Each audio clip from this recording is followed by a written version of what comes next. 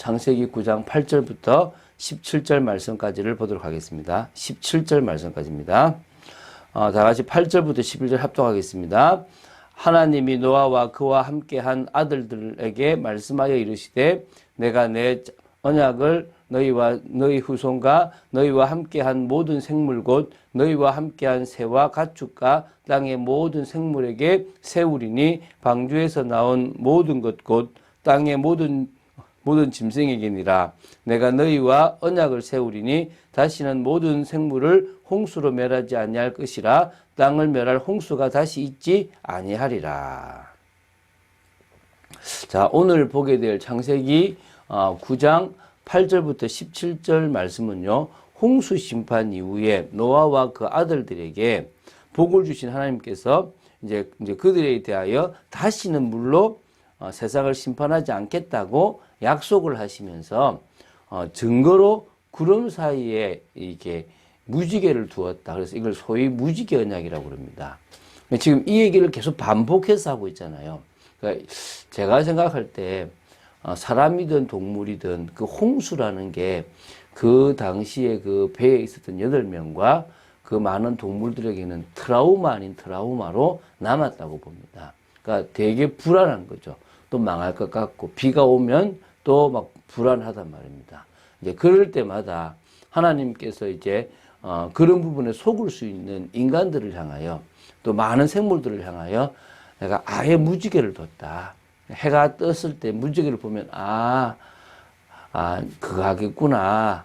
하나님이 절대 물로 심판하지 않는다고 했지라고 이렇게 알 수 있도록 만들어 주셨다는 것입니다. 그런 이야기를 하겠습니다. 그래서 무지개 언약은 두 가지 의미가 있는데요. 첫 번째는 어떤 의미가 있냐 그러면 인간에게 있어 죄악의 치명성을 좀 깨우치는, 정말 얼마나 심각했으면 우리가 저렇게 지금 이렇게 망해서 다시 시작했겠냐라는 사실을 무지개를 보면서 깨달으라는 것이 있고요. 두 번째는 인간의 실패를 초월하여 인간 구원을 위해서 끊임없이 역사하시는 하나님의 무한한 사랑과 관심. 하나님 멸하시지 않는다 그랬지.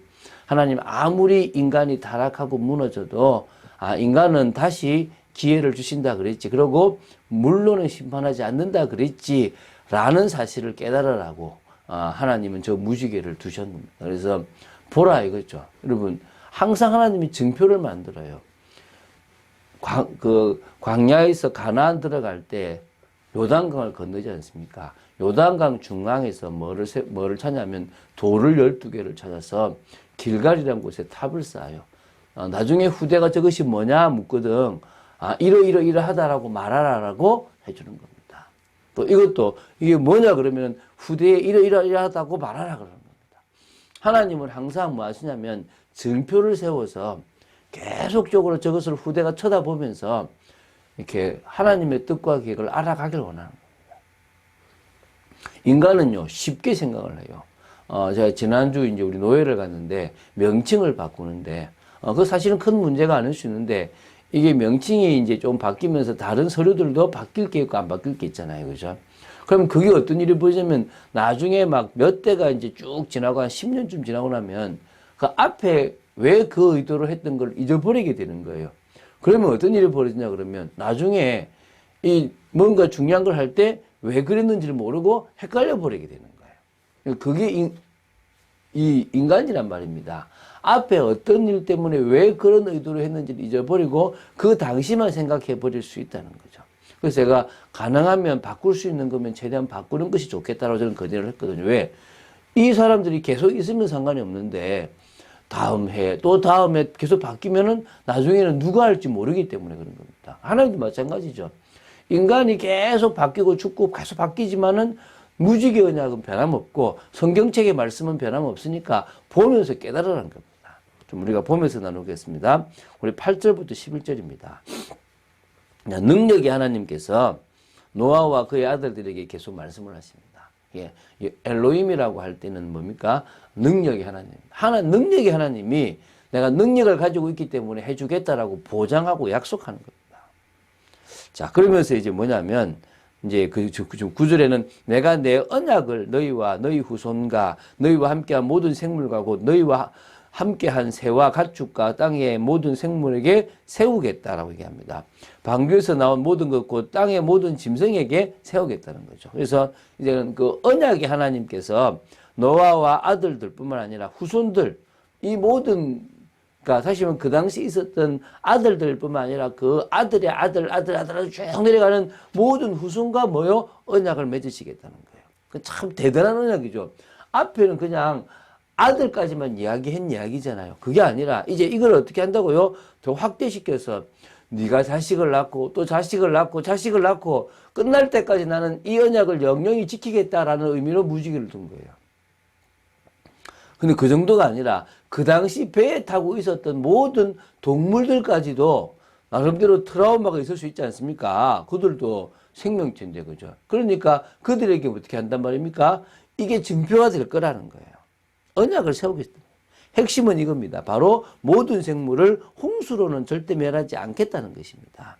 그러니까 땅을 멸할 홍수가 전체가 다 덮는 홍수가 다시는 있지 않을 것이라는 것입니다.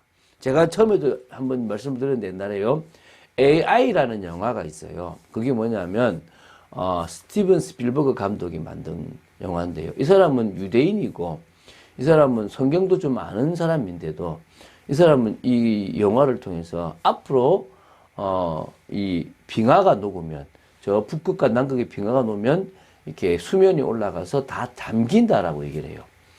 그래서 다시는 물로 심판하지 않겠다라고 했는데 또 물로 심판하는 것을 만들어요. 그래서 내가 저 영화는 틀렸다. 저 무지개를 봐도 아는데라고 저는 얘기했거든요. 성경 말씀을 믿지 않는 거죠. 그죠?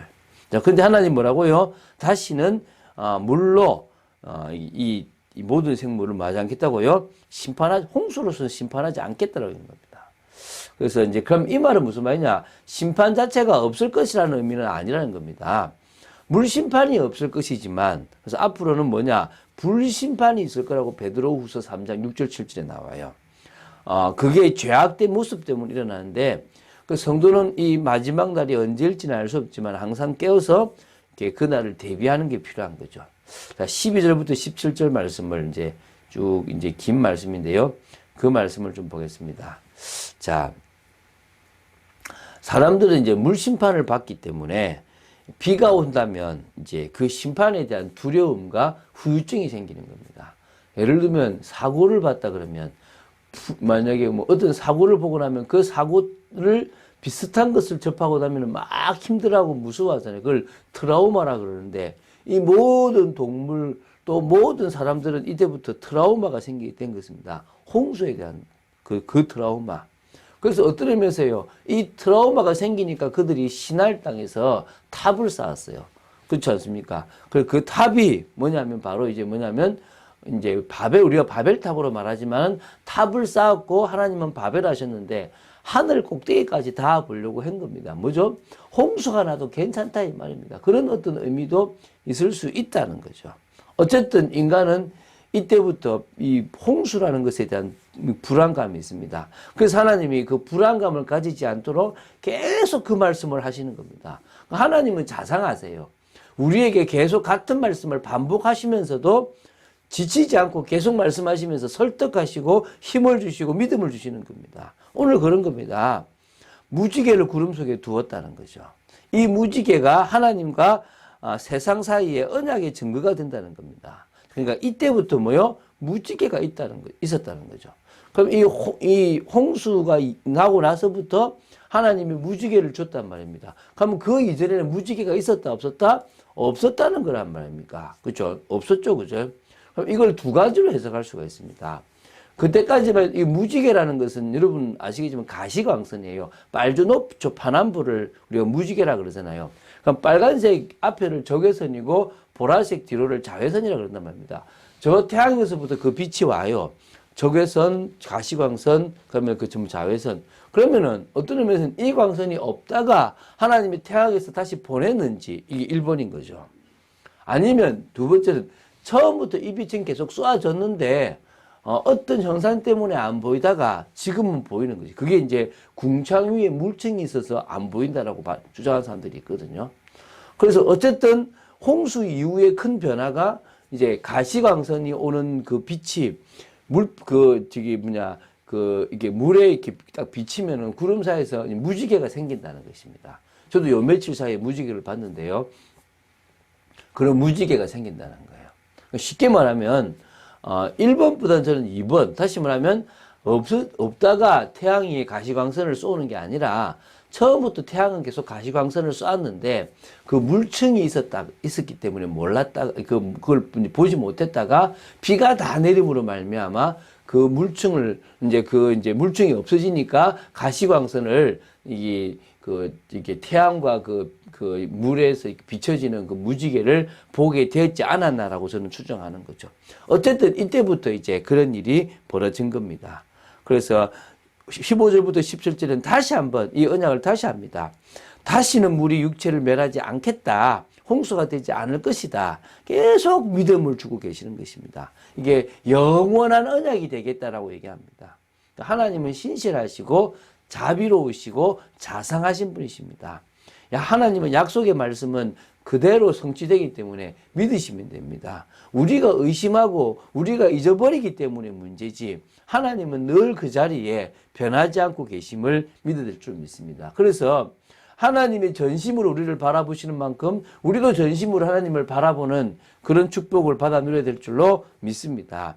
그게 바로 우리가 우리에게 책임을 다하고 우리에게 주어진 모든 상황 속에서 하나님의 원하신 일을 하는 것인 줄로 믿습니다. 그런 축복을 누리는 여러분 되시기를 주 예수 그리스도 이름으로 축원드립니다. 주는 그리스도시요 살아계신 하나님의 아들이심을 고백합니다. 말씀 따라가는 축복이 있기를 간절히 소원합니다. 믿음으로 서 있는 축복 속에 있기를 간절히 소원합니다. 아버지 하나님께서 한 걸음 한 걸음 전도자의 걸음이 되도록 지켜주시고 복음하는 저희들, 말씀 따라가는 저희들, 하나님과 통하는 저희들 되도록 지켜주시옵소서. 주님만을 바라봅니다. 은혜 속에 있도록 지켜주시옵소서. 말씀 따라가는 저희들 속에서 그것을 사실적으로 믿는 믿음으로 승리하게 하여 주시옵소서. 주 예수 그리스도 이름으로 기도드립니다. 아멘.